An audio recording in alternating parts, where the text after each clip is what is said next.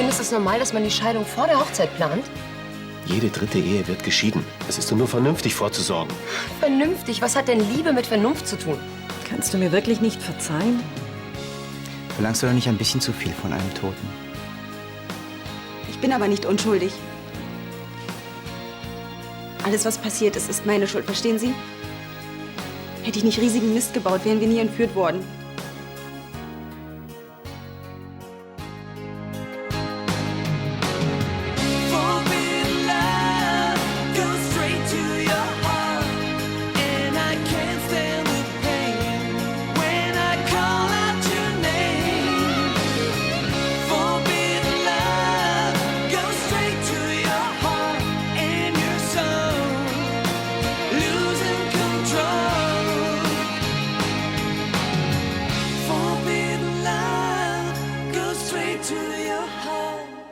Was soll das heißen, Sie sind schuld daran? Inwiefern haben Sie denn Mist gebaut? Die Hilfsorganisation, die mit uns am Krankenhaus zusammenarbeitet. Wir wollten neue Geräte für den OP anschaffen und brauchten dafür Geld. Ich habe den Leuten von Help for Columbia erzählt, dass Leonard aus einer reichen Familie stammt, die man um eine Spende bitten könnte. Diese Information muss in falsche Hände geraten sein. Irgendjemand hat die Situation ausgenutzt und Leo gekidnappt. Ich war diejenige, die alle in Lebensgefahr gebracht hat. Sie, Leo, ihren Vater. Nur weil ich so unvorsichtig war.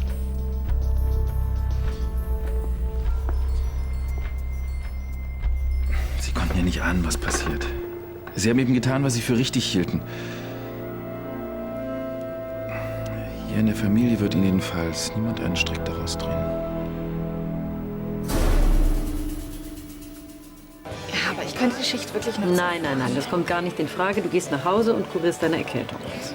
Ja, aber dann sind Sie ja hier ganz allein. Und das Naja, ich habe schon ganz andere Sachen geschmissen. Mach dir mal keine Gedanken. Du, ich helfe dir, hm? Na, du hörst es. Also du kannst dich beruhigt ins Bett legen. Na gut, dann tschüss. Ja, tschüss. Gute Besserung. Danke. Nein, Sissi, lass. Das ist wirklich nicht nötig. Ach komm, ich bin doch froh, wenn ich abgelenkt bin. Für Leonard kann ich ja sowieso nichts tun. Es bedrückt dich, dass Silke die ganze Zeit bei Leonard ist und du nicht zu ihm darfst. Offiziell ist sie immer noch seine Freundin. Und ich nur seine Stiefmutter. Sag mal, ist das alles oder bedrückt dich noch was anderes? Ich glaube, Silke weiß was. Wie kommst du denn darauf? Naja, ich habe sie im Krankenhaus getroffen und ich glaube, sie wollte mir irgendwas sagen, aber dann ist Ansgar dazwischen gekommen. Naja, sie ist Ärztin, vielleicht wollte sie dir... Nein, ich denke, sie ahnt, dass Leonard nach Kolumbien gekommen ist, um sich von ihr zu trennen. Glaubst du, er hat ihr gesagt, dass ihr beide zusammen seid? Ich hoffe nicht. Aber Fakt ist doch, du willst eine unverbindliche Affäre und ich will wissen, woran ich bin. Aber das ist wahrscheinlich zu viel verlangt. Lars, ich habe einfach Angst. Ich kann und ich will mich auch nicht auf die nächsten Jahre festlegen. Dann bin ich also nur ein Pausensnack für dich. Nein. Halt mich für spießig, aber aus dem Affärenalter bin ich raus. Wenn eine Beziehung, dann auch richtig. Ich höre immer nur Zukunft, Sicherheit, Planen. Das klingt wie ein Prämiensparen für die Rente. Worum geht's hier eigentlich? Dürfen wir bitte unsere Unterlagen zurückhaben? Ich denke doch eher, wir suchen uns einen Anwalt, der uns professionell und vor allem kompetent vertritt. Sie haben's doch auch noch nicht kapiert. Es geht um Liebe. Romantik, Gefühle, Herzklopfen. Lass uns doch genießen, was jetzt ist. Wir verstehen uns gut und wir haben Spaß miteinander und der Rest ergibt sich von allein. Ich brauche nun mal ein gewisses Maß an Sicherheit. Zum Beispiel, dass man zusammen sein will. Ich will nicht jeden Tag im Hinterkopf haben, dass es morgen vorbei ist. Dass du es dir anders überlegst und weg bist. Warum machst du dir denn einen Kopf um Dinge, die noch gar nicht zur Debatte stehen? Soll ich dir die große Liebe schwören und mein Versprechen dann doch nicht halten? Sorry, Lars, so bin ich einfach nicht drauf. Ich lebe jetzt und ich liebe jetzt.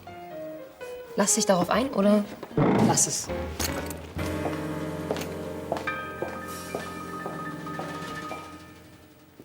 Ja, David McNeil hat nicht bei Ihnen eingecheckt. Gut, vielen Dank.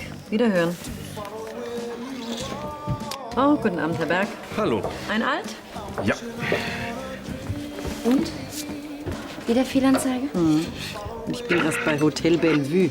Das übrige ABC habe ich noch vor mir. Wo könnte David abgestiegen sein?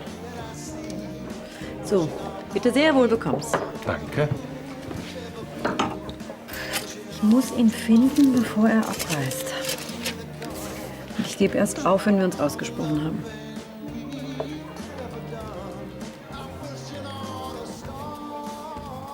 Nein, mein Vater ist noch nicht wieder da, aber ich vertrete ihn. Ich melde mich bei Ihnen. Bis dann. Das war Herr Möhringer. Tja, ja. Für die wichtigsten Kunden muss man immer zur Verfügung stehen. Der wollte doch bestimmt einen neuen Kreditrahmen aushandeln, oder? Ich muss jetzt in die Holding. Ja, zurzeit kommst du wahrscheinlich auf eine 90-Stunden-Woche. Solange Vater sich um Leonhard kümmert, erledige ich die Geschäfte der Bank. Das ist das Mindeste, was ich für ihn tun kann. Und jetzt muss ich los, sonst wird wirklich noch eine Nachtschicht. Du wirst mich vielleicht für heuchlerisch halten, aber ich würde gern irgendwas dazu beitragen, um euch zu entlasten. Also wenn es irgendwas gibt, was ich dir abnehmen kann. Lass uns ein anderes Mal darüber reden, ja? Mir geht's genau wie dir. Ich kann mich auf nichts konzentrieren. Ständig muss ich an Leonhard denken. Ob er jemals wieder gesund wird? Mach dir keine Sorgen. Er wird von den besten Ärzten behandelt. Trotzdem, ich würde so gern irgendwas tun, aber ich weiß nicht was. Naja, man fühlt sich so hilflos in so einer Situation, stimmt's? Naja. Trotzdem bin ich mir sicher, dass du für die Familie schon genug tust. Wie denn? Ich mach doch überhaupt nichts. Doch. Du machst dir Gedanken. Um deine Geschwister, um Vater, um Leonhard. Zusammenhalt, weißt du, das ist wichtig in so einer Situation.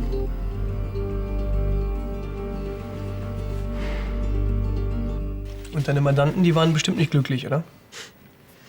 Wir treffen uns, um den Ehevertrag durchzusprechen. Und dann wird den beiden von Natalie der Kopf gewaschen. Nicht nur den beiden. Ich hätte viel früher merken müssen, dass ich mir mit Natalie nur was vormache. Spätestens, als ich ihr gesagt habe, dass ich in sie verliebt bin und sie mir ausgewichen ist. Mein Gott, jetzt weiß ich wenigstens, dass das aus uns nichts mehr wird. Also wenn du im Gerichtssaal so schnell das Handtuch wirfst, dann möchte ich niemals dein Mandant sein.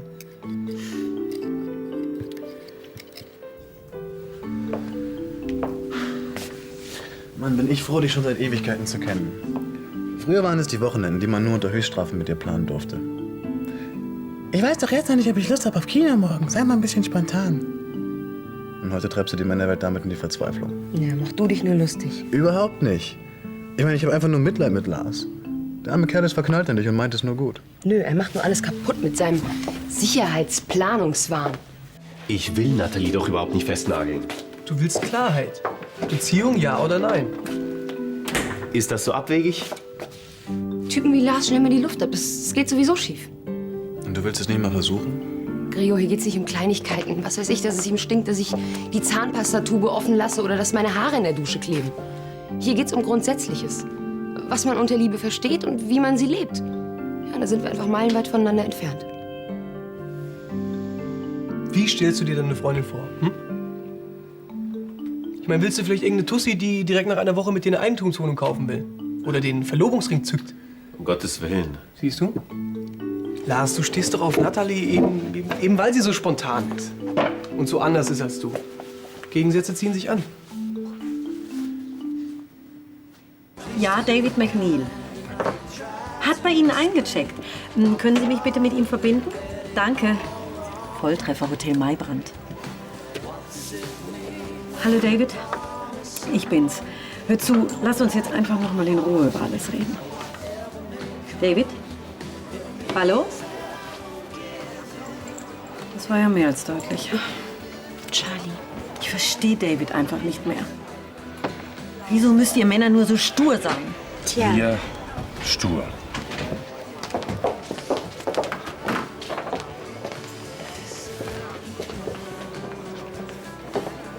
Sylvia. Ich war in letzter Zeit sehr ungerecht zu dir. Ich wollte mich dafür entschuldigen. Das mit Lars und Natalie erinnert mich ein bisschen an uns. Klar, ich konnte mich auch nicht gleich auf dich einlassen. Kann ich was helfen? Yep, abtrocknen. Trotzdem hätte ich nicht gedacht, dass wir zusammenbleiben. Ach so. Du warst doch diejenige, die... Schon klar, jetzt kommt wieder die Geschichte von der Frau mit der Bindungsangst, hä? Willst du das abstreiten?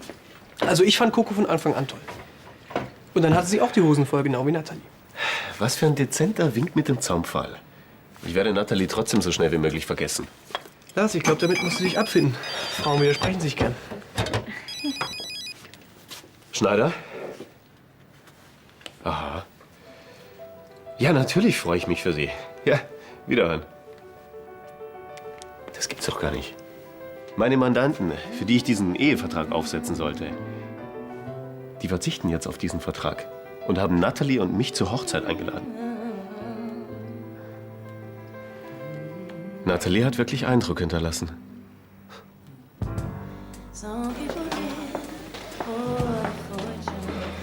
Ist es dein Ernst? Oft merkt man erst, wenn jemand nicht mehr da ist, wie sehr man ihn vermisst. Auch wenn du noch Zweifel haben solltest. Ich werde dich nie wieder hintergehen.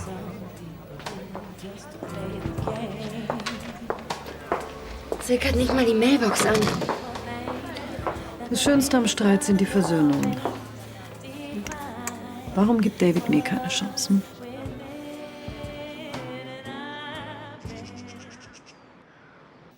Ist doch viel gemütlicher hier unten. Wäre doch cool, ab jetzt immer in der Küche zu frühstücken. Dann hätte es Frau Kepler auch nicht so weit, oder? Ich fahre gleich ins Krankenhaus. Wo ist eigentlich Silke? Sie ist schon dort. Kann ich mitkommen? Ja, klar. Ich werde Leonhard dann später besuchen, dann ist immer jemand bei ihm. Ich würde auch gern zu ihm, aber leider habe ich um 10 die Telefonkonferenz mit Herrn Möhringer. Wegen seines Kredits? Ich würde das gern heute noch über die Bühne bringen und wer weiß, vielleicht schaffe ich es ja dann am Nachmittag zu Leo. Danke, dass du mir so viel abnimmst. Ansgar hat sich übrigens angeboten, in der Holding auszuhelfen. Ach. Ja, wahrscheinlich versucht er damit, seinen Posten zurückzuerobern. Wenn es dich entlastet, nimm sein Angebot an. Den Rest sehen wir später. Ja, wir müssen. Gehen wir?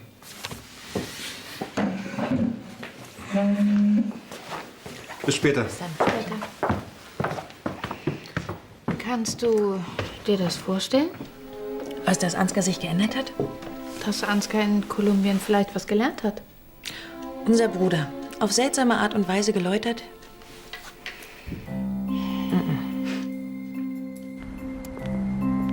Findest du dein Verhalten nicht ein bisschen übertrieben? Tanja, es geht immerhin um meine Familie. Oh, was für eine Hysterie. Nur weil Leonhard mal ein paar Tage im Regenwald festsaß. Es ist einfach eine gute Gelegenheit, Carla zu zeigen, dass sie meine Unterstützung braucht. Das ist schön für dich, aber weißt du was? Ich möchte ganz gern shoppen gehen. Glaubst du, du erreichst irgendetwas mit dieser Aktion? Das ist der perfekte Zeitpunkt, um mich unentbehrlich zu machen. Ach, Ansgar, dich interessiert eh nur dein Posten. Den willst du zurück. Was anderes interessiert dich doch eh nicht. Da irrst du dich, Tanja. Ich will, dass mir mein Vater endlich wieder Vertrauen und Respekt entgegenbringt. Und du glaubst, so ganz plötzlich nimmt er dir die guten Taten ab? Ja. Schließlich habe ich im Dschungel mein Leben für ihn und Leonhard riskiert. Jetzt werde ich Carla in der Holding entlasten. Und daran wird mein Vater sehen, wie wichtig mir der Familienzusammenhalt ist. So, einmal das Muntermacher-Frühstück. Danke. Und wenn ich den da hinten sehe, dann ist mein Puls auch ohne Kaffee auf 200. Du meinst den Berg? Ja. Denkst du eigentlich immer noch, dass er uns nicht aus dem Bunker rauslassen wollte? Nicht nur das. Er hat auch dafür gesorgt, dass meine Mutter ihren Job verloren hat. Naja. Hau rein. Ja, danke. Tag. Tag, Frau Jones. Oh, Sie sehen müde aus. Ja, ich habe wenig geschlafen. Sie sollten versuchen, Ihre Probleme zu lösen, damit wieder Ruhe in Ihr Leben kommt. Ja. Deshalb sollten wir uns auch baldmöglichst zusammensetzen. Ich gehe davon aus, dass Sie in letzter Zeit nichts unternommen haben, um das Schneiders zurückzubekommen, oder? Nein. Ich hätte eine Idee, wie es klappen könnte. Vorausgesetzt, wir arbeiten zusammen. Wir drei. Wenn es darum geht, Tanja fertig zu machen? Gerne. Frau Jones, wenn es uns gelingt zu beweisen, dass Tanja im Schneiders Geld wäscht, dass sie ihren früheren Chef Mr. Rush ermordet hat. Da hast du dir hier ganz schön was vorgenommen. Richtig. Und wir werden die Beweise finden, ganz sicher. Ich weiß nicht. Dann werden Sie zurückbekommen, was Tanja nie zustand. Das wollen Sie doch, oder? Ja, aber um ehrlich zu sein, im Moment ist mir etwas anderes viel wichtiger. Dass ein guter Freund mir endlich verzeiht. Wenn ich mit allem gerechnet hätte, mit dir nicht. Ich möchte mich bei dir entschuldigen. Vielleicht ist mein Sicherheitsdenken wirklich ein bisschen daneben. Naja, wenn du das für deine Beziehung brauchst, ich stehe eben nicht drauf. Aber ich stehe auf dich und ich möchte mit dir zusammen sein. Vielleicht sollten wir das alles locker angehen und abwarten, was passiert. Ohne Verpflichtungen, ohne Zukunftspläne. Ach, das ist einfach Schwachsinn. Aber mit einer Sache musst du dich abfinden. Und zwar? Naja, ich bin ein hoffnungsloser Romantiker. Und wenn mir ab und zu eine kitschige Liebeserklärung rausrutscht, dann renne ich weg. Ich will dich nicht festnageln, das ist einfach ein Tick von mir. Aber damit musst du leben. Ich glaube, damit komme ich klar.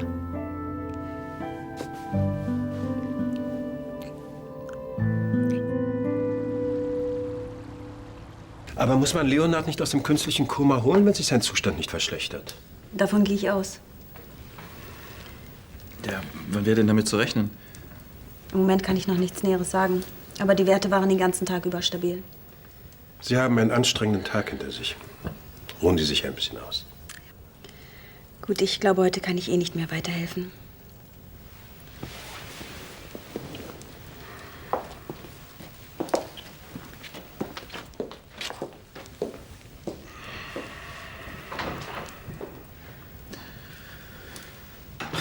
Also diese Warterei ist echt das Schlimmste. Naja, vielleicht kommt ja bald Entwarnung aus dem Krankenhaus.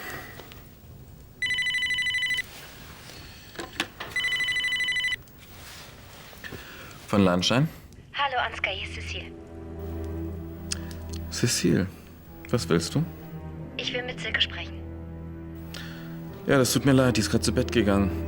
Sag mal, war Vater nicht deutlich genug? Inwiefern? Dass sich unsere Familienangelegenheiten nichts mehr angehen. Also halt dich bitte raus. Aber Einen schönen Abend noch.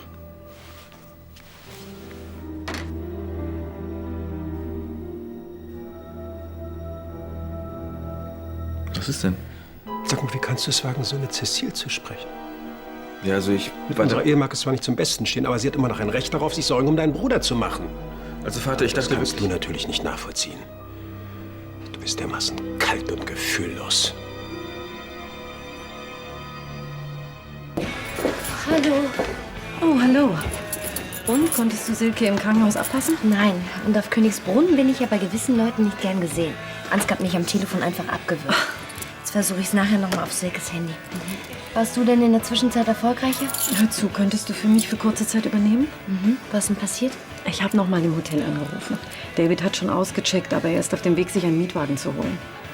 Und du glaubst, es ist eine gute Idee, wenn du zu ihm fährst? Ich muss es wenigstens versuchen. Na dann los, ne? Ach, danke. Du bist ein Schatz. Letztens hast du noch gesagt, Hagen sei für dich gestorben. Ja, das habe ich. Magst du was trinken? Hast du denn nichts gelernt? Muss der Typ dich erst noch mal verarschen, oder was? Gut, du gibst ja doch keine Ruhe. Nein. Kann ich mich darauf verlassen, dass du mit niemandem auch nur ein Wort darüber sprichst? Ja klar. Worüber? Du glaubst also, dass ich mich mit Hagen versöhnt habe. Das war wohl mehr als deutlich gerade. Schön. Dann war mein Auftritt also überzeugend. Wie jetzt?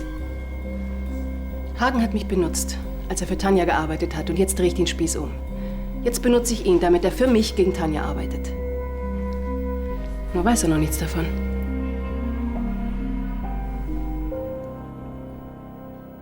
Wir können hier noch bis spät in die Nacht diskutieren. Aber ich dulde es nicht, dass du dich Cecile gegenüber derartig aufführst. Ja, ja, Cecile, sie ist ja so eine tolle Frau. Ja, sie macht sich Gedanken, genau wie deine Geschwister. Aber du... Er macht sich auch nur Sorgen um Leo. Ach, Unsinn. Es ist ihm doch völlig egal. Es ist doch überhaupt Ansgars Schuld, dass wir jetzt um Leonards Leben bangen. Wie bitte? Hättest du diese verdammte Waffe nicht mitgenommen, wie es die Entführer gefordert haben, wäre die Situation bei der Diamantenübergabe gar nicht erst eskaliert. Vater, bitte. Ich habe uns das Leben gerettet. Aber wenn du schon einen Schuldigen suchst für diese Situation, dann frag mal Silke, was sie dazu zu sagen hat. Ja, das war ja klar. Das war ja klar. Sobald die Luft dünn wird, wälzt du die Verantwortung auf andere ab. Aber so warst du schon immer. Feig und gewissenlos. Natürlich kommen wir zusammen. Ach, wir hatten auch ein klärendes Gespräch. Ja, ich freue mich auch. Bis nachher. Wohin komme ich mit? Zur Hochzeitsfeier von Senor Montero und seinem Ehemann. Aber die findet doch erst in ein paar Wochen statt. Naja, die beiden hatten gestern ein einschneidendes Erlebnis.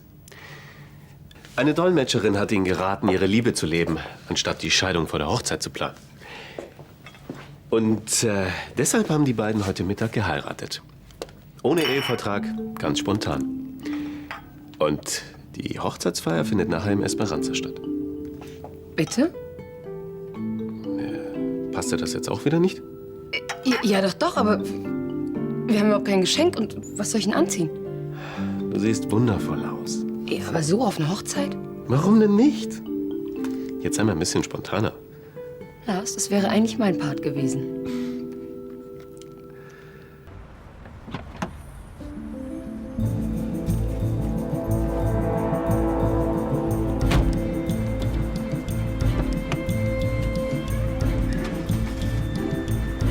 David, warte mal!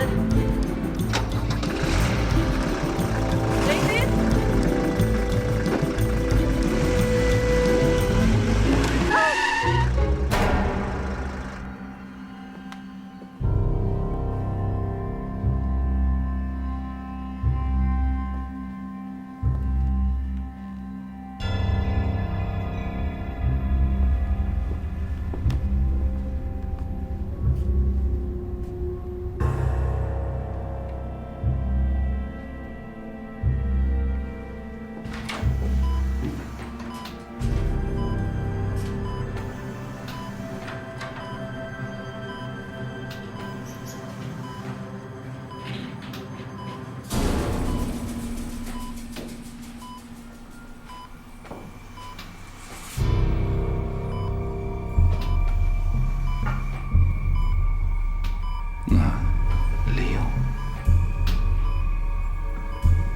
Findest du eigentlich auch, dass ich feige und gewissenlos bin?